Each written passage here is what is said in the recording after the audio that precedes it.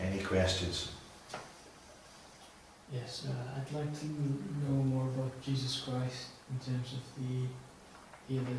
the last two stages. Thank you. That's an excellent question.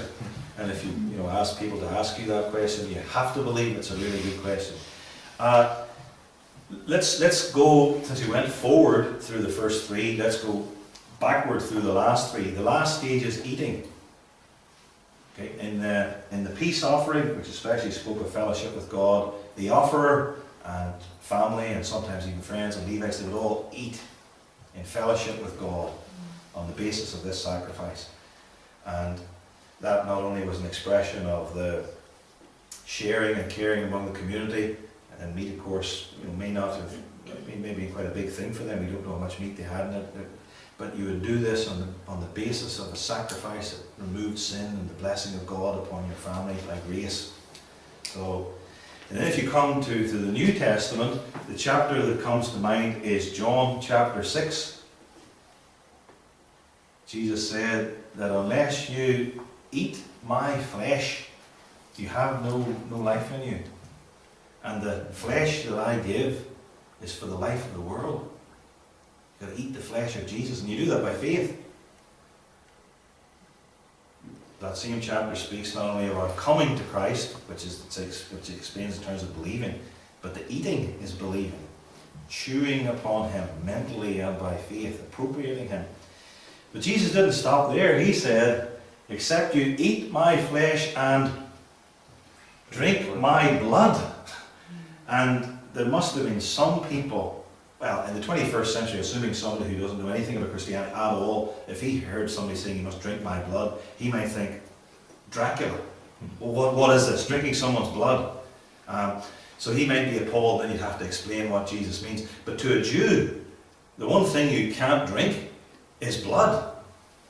And it's not only the sacrifice the sacrificial animal had to be slit, but even if you were going to kill an animal for consumption in your family, so no sacrifice, just the main meal of the day, you had to be very careful. And 1 Samuel, chapter 13 or 14, I think it is, 1 Samuel 14, Saul in haste, the people didn't slaughter the animal properly and drain the blood, and this brought great guilt upon them. So here's Jesus saying, you've got to drink my blood, you've got to eat my flesh.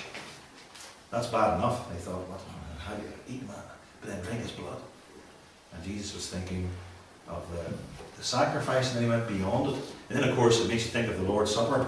This is my body, which is broken for you, and this is my blood, which was poured out for you, poured out for many, the same many for which Jesus died for here, the many of all nations. Then if we go back from the eating to the burning, we turn to Hebrews 9, verses 13 and 14. Hebrews 9, verses 13 and 14.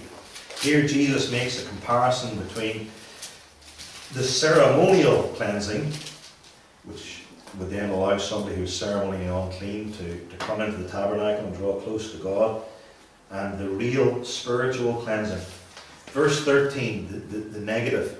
If the blood of bulls and of goats and the ashes of an heifer sprinkling the unclean sanctifieth to the purifying of the flesh. And these things ceremonially were used for a ceremonial cleansing, so that someone who is ceremonially unclean could come to that. Then the comparison, how much more shall the blood of Christ, who through the eternal Spirit offered himself without spot to God, how much more will that not purge your conscience from dead works to serve the living God? And we're particularly interested in the phrase that Christ offered himself without spot to God through the eternal Spirit. If you read around the middle of Leviticus 6 about the burnt offering, it says that the fire was always to be kept burning. It's Leviticus 6 verse 8 and following. You've always got to keep that fire burning. Morning and evening, the priest must tend it so it never goes out. And then this passage says that Jesus offered himself through the eternal Spirit. It was an eternal fire. That was the idea, or an everlasting fire. You know, it kept on burning, the same fire. And of course God sent down in Leviticus chapter 9 fire from himself. Well then, Jesus offered himself up on the cross, not through fire, physical fire. There wasn't an altar there, it was a wooden tree, but he offered himself up through the eternal Spirit.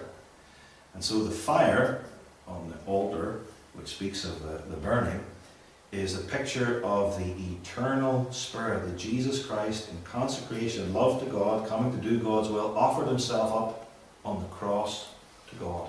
That's the picture of the burning. Because the burning with the animal burns up the animal so it rises as a sweet smelling savour to God. And then Jesus, through the Holy Spirit, consecrates himself to God and offers himself up as a sweet smelling savour.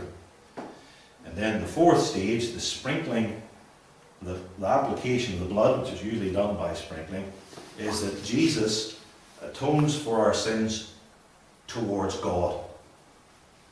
He offers himself up a sweet smelling savour to God. And Hebrews 9 verse 14 says that Jesus offered himself without spot to God. Christ did not make atonement on the cross to the devil. He didn't pay the devil anything. The payment was made to God. And so the blood representing Christ's cross, sufferings, tree, some of the language used for it, atones for sin. And so that blood is applied Godward. And then, as we saw from Isaiah 52 verse 15, the Bible speaks about the blood being applied on us, redemption applied so that we receive the benefits of it. So that very quickly. Thanks. Malcolm? Yeah, that verse, those two verses you just read from Hebrews chapter 9, how much more shall the blood of Christ purge your conscience from dead works to Yes. serve the living God? How would you define dead works? How would I define dead works in Hebrews 9 verse 14?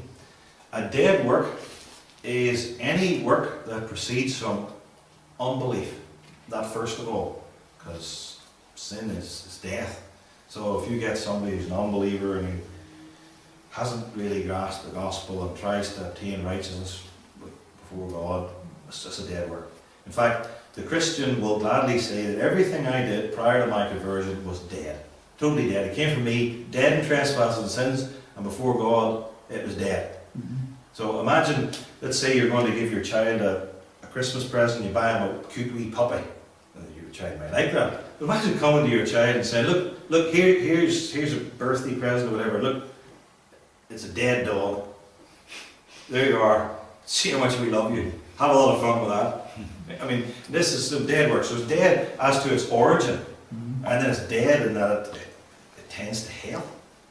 It's part of the wages of sin is death, and the wages of your works, just from beginning to end, dead. Would it have a connection to the old Levitical offerings, that because the Jewish nation were finding it difficult to leave their old religion and trust in Christ? Would there be a connection there with the dead works of the old Levitic? Would there be a connection in that they might be still hankering after the old Levitical sacrifices? Yes. Would there be a connection there? There is a connection. And there's a connection because number one, well, this suggests that it's in Hebrews, and that's what Hebrews is about. Mm-hmm. It warns against apostasy from the gospel, and apostasy from the gospel in the form of Judaizing, going back to the Jewish types and shadows before Christ, because the person is carnal. The spiritual, heavenly blessings of Christ don't seem to weigh that much with them. The sort of people who prefer to say, oh, if only we had, instead of having a minister up there in a shirt and a tie, if only we had a guy in priestly regalia. If instead of going to church we could go to a tabernacle.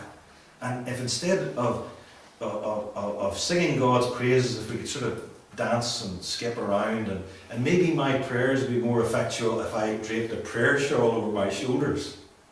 You know, and maybe if instead of saying, how are you this morning, or the Lord be with you, we said something like shalom to each other. That sounds per se wrong to use that, but there's a mindset within Christendom, and especially as it gets weaker and it leaves truth, and all it's interested in is a wishy-washy, sickening spirituality. And spirituality is all they've got left. The substance is there, like the Cheshire's cat. All you have is the smile. Everything else is gone. So yeah, you have that because of going back to your question, that's in the book of Hebrews, but then the book of Hebrews says, how much more shall the blood of Christ, who through the eternal Spirit offered himself without spot to God, purge your conscience from dead works to serve the living God? You. Believing in Jesus, it purges you from your dead works, and that's what these people are doing. And that's why the book of Hebrews has to say that Jesus is better than Moses, and he's better than Joshua. He brings the true rest. And then if someone thinks, oh, well, this person's getting too spiritual or something, then in Hebrews 11 he points out that this is actually what the Old Testament people believed in. They were all saved by faith alone. So it's not as if we're bringing something completely new. This is the heart and substance of the Old Testament, and this is the better covenant. And then the blood of Jesus Christ is far better, and this is the book of Hebrews spends a lot of time, especially this, than even the Day of Atonement. The one day where sins especially dealt with, because he points out, you still end up remembering all the sins that were committed the year before. Because it isn't possible for the blood of bulls and goats to take away sins. And then we sang Psalm 40 verses 6 through 10. Well, Hebrews 10 picks up on Psalm 40 and says that God takes away the former, the Old Testament sacrificial system, because one comes, and the volume of the book is written of him to do God's will. And so the burnt offerings and the sin offerings, and we could add the trespass offerings in their literal physical form, are gone because superseded. So the way to interpret the Old Testament in terms of types and shadows isn't to say, wouldn't it be better if we went back to the types and shadows? But weren't the types and shadows really good because they pictured Christ? And since Christ is better, we don't need to go backwards. Like many of the people in this room have a car, let's say, and when you were 12, you probably had a bicycle. Or if you were 14, you thought that bicycle was the greatest thing in the world, and maybe you do some cycling for exercise and so on. But an ordinary sane person does not say, boy, I really want to get rid of my car, and wouldn't it be great if I could just go cycling? Or to use an even better example, toys were all very well for us when we were 8 or 6 or 11, but now that we're grown up, and the difficulty is that there's a weak, sentimental sort of Christianity out there where there's so little substance in it, or the person hasn't got in their heart that they're drawn to. I mean, I was talking with some people recently, and they were talking about having little banners. And we met one lady, and she was saying, my little kids, they love playing with little banners, and you have to go around. And then we met some adults, and they were caught up in a Christian form of worship. And they were saying they were doing this with banners and whirling them around. And then one of the women said, but I think it's all rather childish. And you think, one of us here in this room, from what I'm hearing, one of us has it right. And she said then, when Jesus says, when it says in the Song of Solomon rather, his banner over me is love, I don't think that means that I should wave a banner over my head. It means that he really loves me. Yes, we have to get beyond childishness. We've got to get out of the playpen, out of the creche, into the real world as adult people. And when the church Judaizes, it becomes infantile. And an ordinary, sensible unbeliever looks at that and says, if that's Christianity, there's nothing to offer me. I'm a grown-up. I'm a man. I'm not effeminate. I'm not a child. And the idea that God should make me want to be either a woman or a child, speaking from a male point of view, I'm not interested in a God. I mentioned the male thing because I remember being in another worship service in another country. Don't ask me what I was doing there. And the worship was of a charismatic sort, and there were a number of the women, there are some differences between men and women and so forth, but there were some women who could get quite into it and quite liked it. And I was there as a spectator, and I was watching, and a lot of the guys just didn't. It was in Portugal, they were embarrassed, and you could see it in their faces. They were thinking, I sure hope none of the guys at work ever see me in a place like this, because this is just the pits. And of course that sort of Arminianism and charismatic and Judaizing type of worship drives me out of the church. But then you've an Arminian effeminate God, and you have effeminate people in the pew, and then not just effeminate, but childish. Anyway, I went a bit further than the question because it's a subject that we what you mean, yeah. It's off-putting, isn't it? Yes. It is. Yeah.